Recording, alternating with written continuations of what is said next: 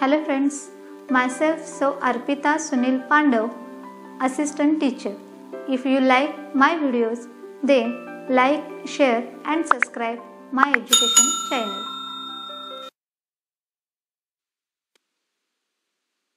Standard 10, Subject Science and Technology, Chapter number 4, Environmental Management, Part 3. विद्यार्थी मित्रांनो, आज आपण इयत्ता 10वी मधील विज्ञान आणि तंत्रज्ञान या विषयातील चौथे प्रकरण एन्व्हायरमेंटल मॅनेजमेंट याच्या तिसऱ्या भागाचा सविस्तर अभ्यास करणार आहोत.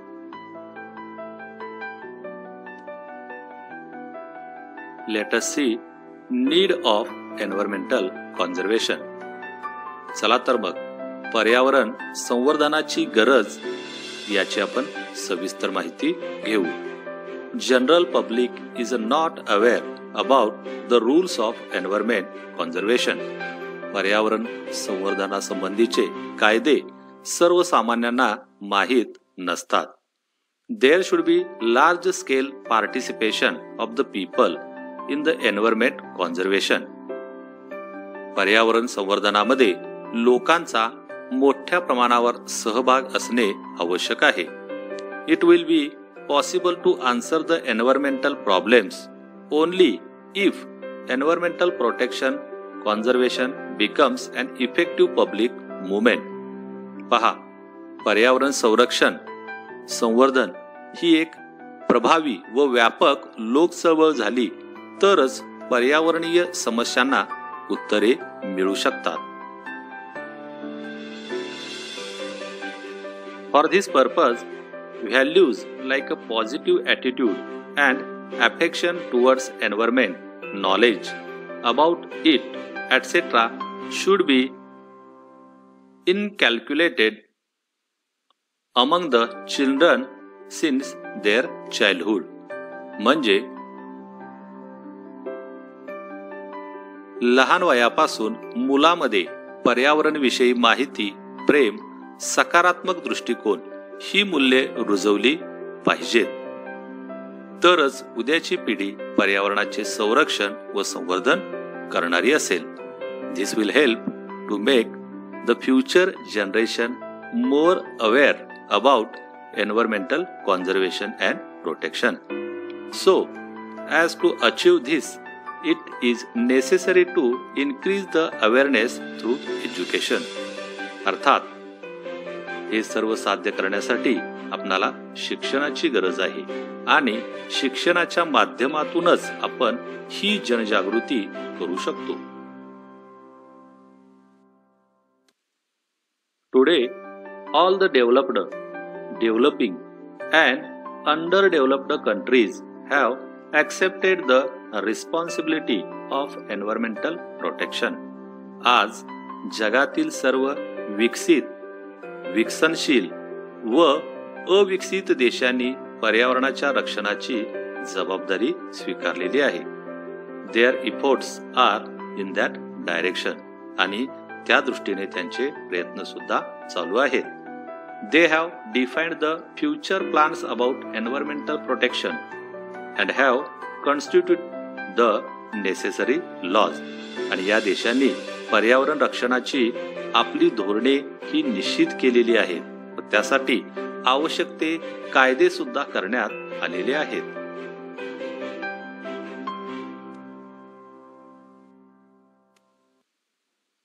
Late us see environmental conservation, our social responsibility.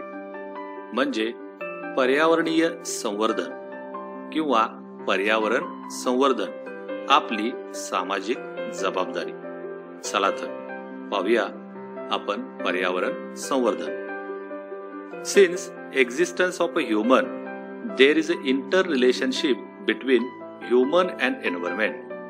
पर्यावरण आणि मानव यांचा संबंध मानवाच्या अस्तित्वापासूनच आहे. Human stepped on the earth long after formation of earth. पृथ्वीवर माणसाने पाऊल तिच्या निर्मितीच्या बऱ्याच कालावधीनंतर ठेवलेले आहे.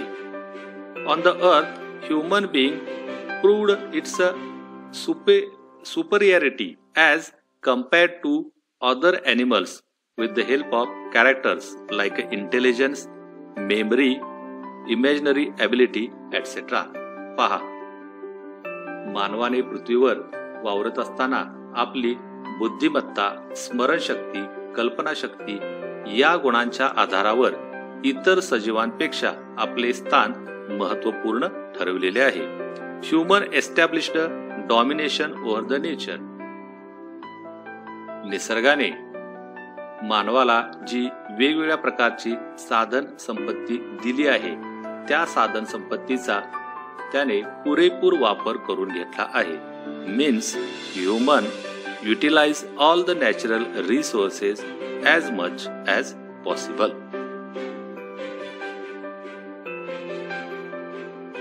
In an attempt to live a satisfactory life, human kept on the snatching from the nature as much as possible, and this led to increase in problems.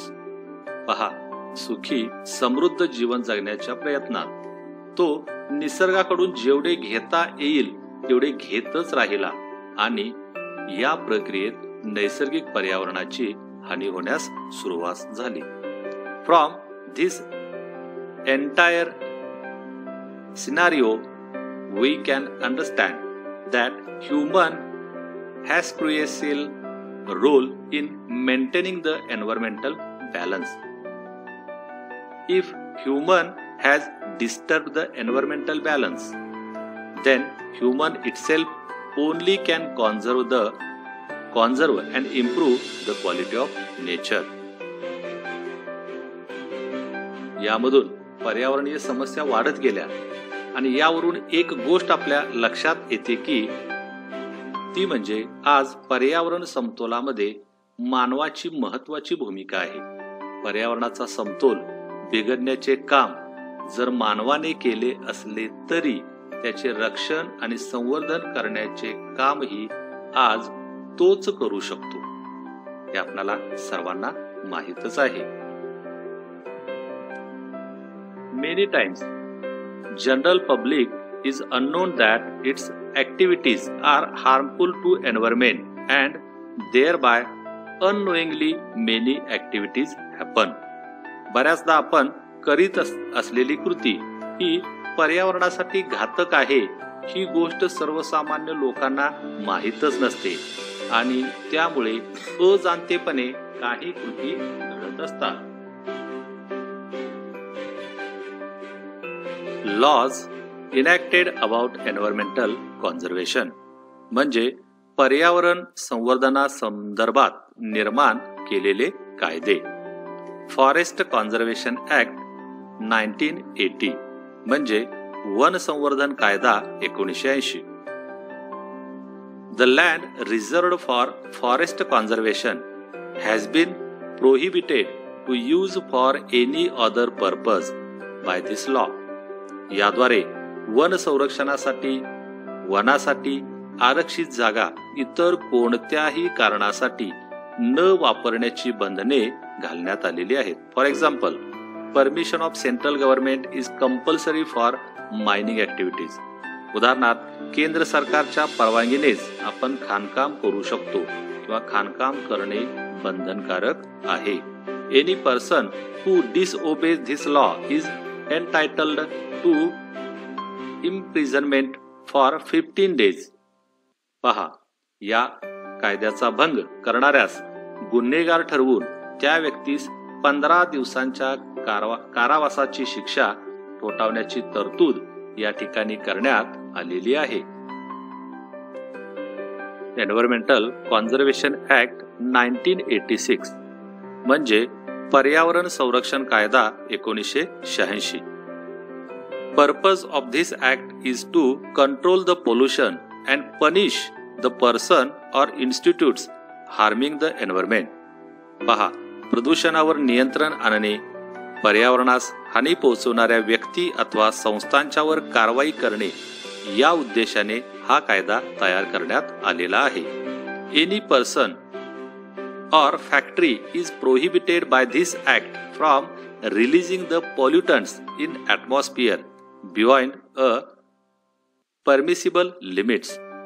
म्हणजे या कायद्यानुसार कोणत्याही उद्योगास अथवा कारखान्यास अथवा व्यक्तीस निर्धारित मापदंडापेक्षा अधिक प्रदूषके वातावरणात सोडण्याचा अधिकार नाही. The person breaching this rule is entitled for either 5-year imprisonment or fine up to 1 lakh rupee. पहा, यामध्ये या कायद्यातील नियमांचे व कलमांचे उल्लंघन करणाऱ्या व्यक्तीस 5 वर्षापर्यंतच्या कारावासाची किंवा 1 लाख रुपयापर्यंतच्या आर्थिक दंडाची शिक्षा करण्याची तरतूद या कायद्यामध्ये करण्यात आलेली आहे. National Green Tribunal has been established in 2010 for effective implementation of environment related laws. म्हणजेच पर्यावरण विषयक कायद्यांची प्रभावी अंमलबजावणी करण्यासाठी राष्ट्रीय हरित न्यायाधिकरणाची स्थापना 2010 मध्ये करण्यात आली. Let us see, as per the Wildlife Protection Act 1972, वन्यजीव संरक्षण कायदा 1972 नुसार. तर याची आपण माहिती पाहू. As per the clause 49A, trading of rare animals has been completely banned. पहा, कलम 49A नुसार दुर्मिळ होत चाललेल्या प्राण्यांच्या व्यापारावर पूर्णपणे बंदी घालण्यात आलेली आहे. As per the clause 49B, use of articles prepared from skin or organs of wild animals has been banned. पहा, कलम 49B नुसार वन्य प्राण्यांच्या कातडीपासून किंवा अवयवापासून बनवलेल्या वस्तूंच्या वापरावर बंदी घालण्यात आलेली आहे. And lastly, as per clause 49C, disclosure of the stock of artifact made from rare wild animals is compulsory. कलम 49K नुसार जर एखाद्या व्यापाऱ्याकडे दुर्मिळ वन्य प्राण्यांच्या वस्तूंचा साठा असेल तर तो त्वरित जाहीर करणे बंधनकारक ठरवण्यात आले आहे.